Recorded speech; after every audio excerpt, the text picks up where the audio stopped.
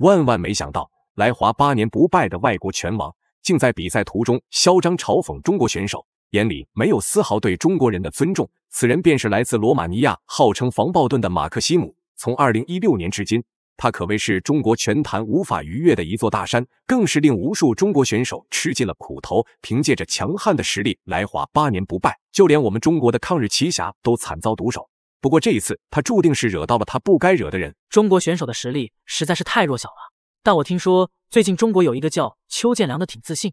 这样吧，要是我没能在一个回合打死他，那我就当场认他做我的父亲。我们看到比赛已经开始了，红方选手红色拳套便是我们的中国坦克邱建良，蓝方选手蓝色拳套则是来自罗马尼亚的防暴盾马克西姆。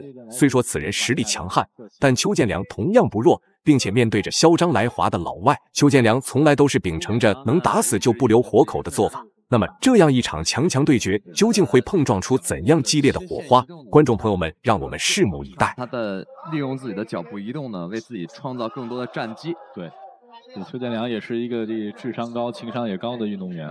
没错。邱建良的这个对拼呢，并不盲目。大多数会选择自己有合适时机的时候进行进攻。邱建良一直以来，我们看是想要利用绳圈的这个边缘的方式，来跟对方进攻。所以说这种六角形的这个擂台啊，特别格外适合他。而且邱建良特别擅长的是，对方在面对他背靠着绳圈的时候冲进来。可以看到，两名选手打的都是十分的谨慎，毕竟这种重磅级的对决，往往都是在瞬间分出胜负，并且两人还是第一次交手，所以说比赛的第一回合更多还是以试探为主。但尽管是试探，邱建良的进攻也完全不弱，更是在比赛的第一回合里稳稳占据了上风。节奏会变难。马克西姆呢是来自罗马尼亚的选手 ，WKO 的世界冠军。这个西班牙 KO 战队的选手也是这种泰式风格的选手。一般来说，他们的打击速度并不快，更擅长找寻自己的有效性的重击。邱建良这个大家非常熟悉了，但是还是跟大家介绍一下，26岁，身高1米74，目前的这个历史战绩啊是这个43战37胜6负17次 KO。14到15年 S1 世界金腰带，16年 WF 67公斤级世界功夫王者。如果不算黑哨的话，邱建良最近都没怎么输过。一记华丽的转身边拳成功命中对手，但没想到这家伙的反应还不错，直接抱头抵挡，并没有受到什么影响。但肉眼可见的能够看出，两人的进攻能力还是大不相同的。邱建良的进攻能力明显更强，进攻手段更为丰富。利用一个拉踹的方式打斧击头扫踢，一气呵成的4连击。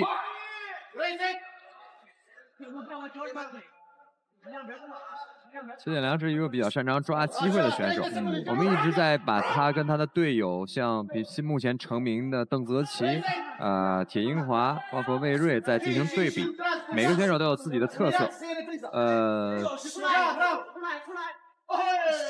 后手打斧，连续的重击，转身后蹬。邱建良的移动就是不停，一直保持机械的移动。这个各位可以注意看邱建良的步伐。真的是。比赛来到第二回合，经过首回合的对决，相信邱建良此时应该是已经摸清了对手的打法风格，强悍的进攻能力，再加上脚步移动，更是让他完成主导了整场比赛的进攻节奏。看得出来，只要局势继续按照这种情况进行下去，那么最后就算是没有出现 KO 的场面，邱建良也能凭借着点数优势轻松拿下胜利。配比来说呢，这个可以完整的配齐一套啊，这个不同风格的这样一个选手的阵容。没错。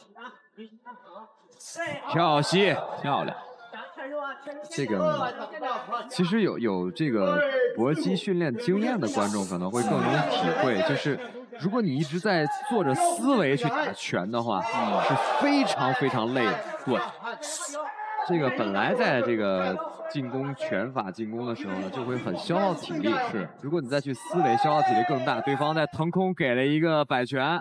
选了拉出来的连击没成功，两人的对拼频率还是相当高的，但总体来说还是邱建良更占据上风一些。因为对手的进攻力量虽然很强，但实际打中邱建良的次数却是微乎其微，更别提对邱建良的状态造成影响了。若是他再不转变自己的战术策略，那么这场比赛将很有可能维持着这种情况直到结束。顺利的把自己切出去。对。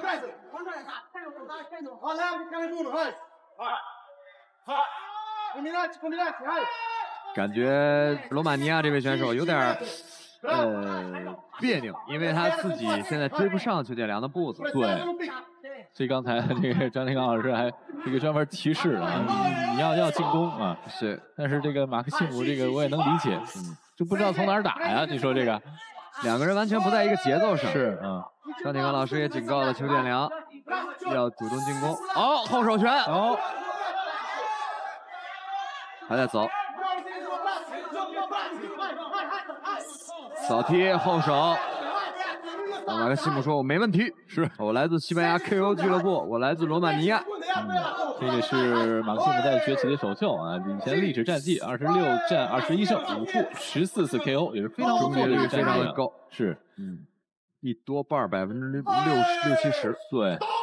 比赛来到最后一个回合，也是两人的决胜局。邱建良此时可以说是占尽了绝对的优势，若是能将对手 KO， 那是再好不过。但就算是没 KO， 邱建良也能凭借着点数优势轻松获胜。可以说，此时留给对手的只有一条路，那就是强势将邱建良给 KO。但很明显，这条路也早就被邱建良给堵死了。练的时候呢，教练经常会告诉我们，你要保持移动，但真正做起来其实很少有人能做得到。对，邱建良是为数不多的一个。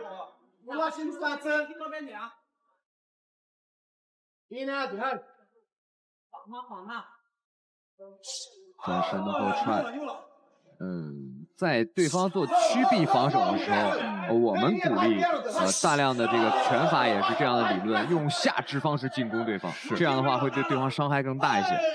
因为上肢拼上肢的话，绝对力量是差不多的，对你很难给对方造成大量的伤害。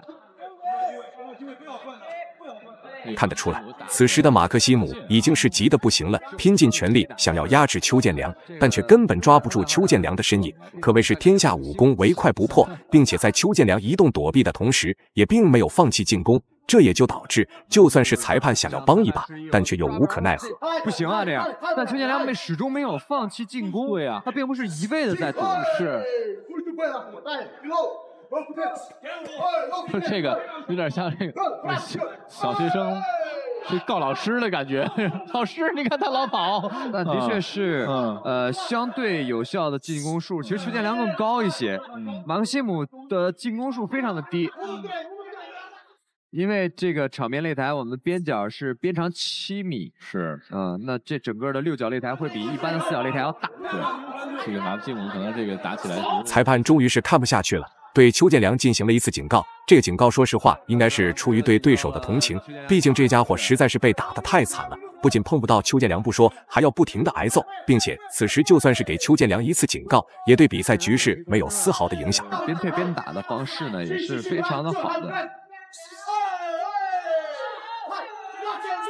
马克西姆终于抓住这机会了，输出一些。内心当中那个潜台词是我可逮着你了我。因为这个场面擂台，我们的边角是边长7米，是，那这整个的6角擂台会比一般的4角擂台要大。对，这个马克西姆可能这个打起来确实有点费劲啊。可以说，在这场比赛，邱建良的战术是很成功的。对，虽然从观赏性上没那么好。